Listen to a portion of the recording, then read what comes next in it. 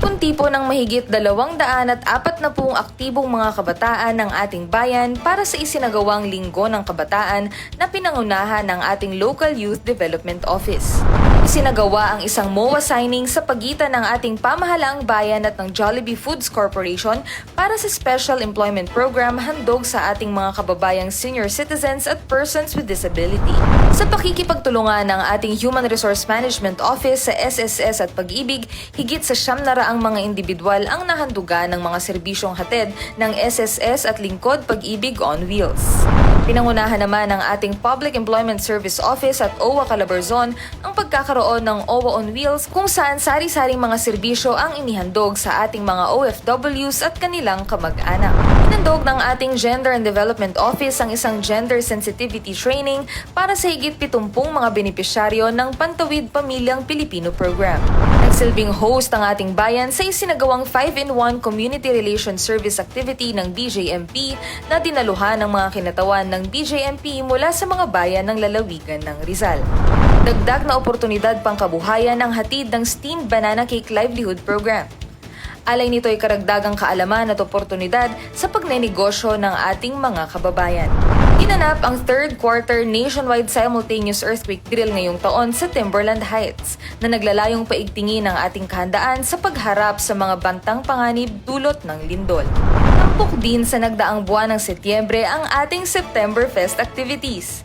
Muli nating sariwain ang mga aktibidad na nagbigay kulay sa ating Setyembre ngayong taon na binuo ng sari-saring mga tanggapan ng ating pamahalaang bayan sa pangunguna ng ating Municipal Tourism Office. Agri-market na naghandog sa ating mga kababayan ng mga produktong tatak San Mateo. Grandparents Day celebration para sa ating espesyal na pagdiriwang ng araw laan para kina lolo at lola.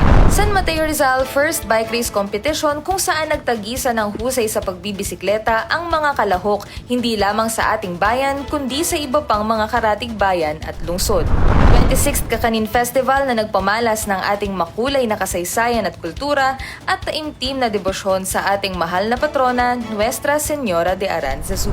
San Mateo Rizal Got Talent na naging tagisa ng natatanging galing at talento ng mga San Mateans. Zumba Extravaganza na may masiglang Zumba sessions at routines hindi lamang mula sa mga coaches kundi pati na rin sa mga grupo mula sa iba't ibang barangay. Surgical Medical Mission na mayroong ipinaabot na sari-saring serbisyong medikal sa halos 370 nating mga kababayan. San Mateo Rizal Color Run kung saan halos 800 mga individual ang nakitakbo at nakisaya sa makulay na fun run handog ng ating pamahalaang bayan. History exhibit na nagtampok ng mga mukha ng San Mateo o ang ating mga kababayang mayroong espesyal na kontribusyon sa iba't ibang mga larangan at disiplina.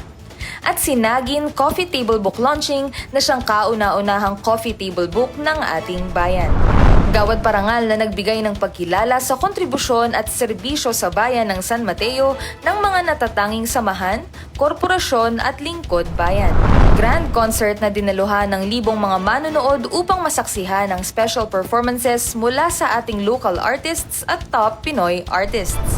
Mega Job Fair na hatid ay oportunidad sa pagkakaroon ng trabahong disente at dapat sa mga kababayan nating job seekers.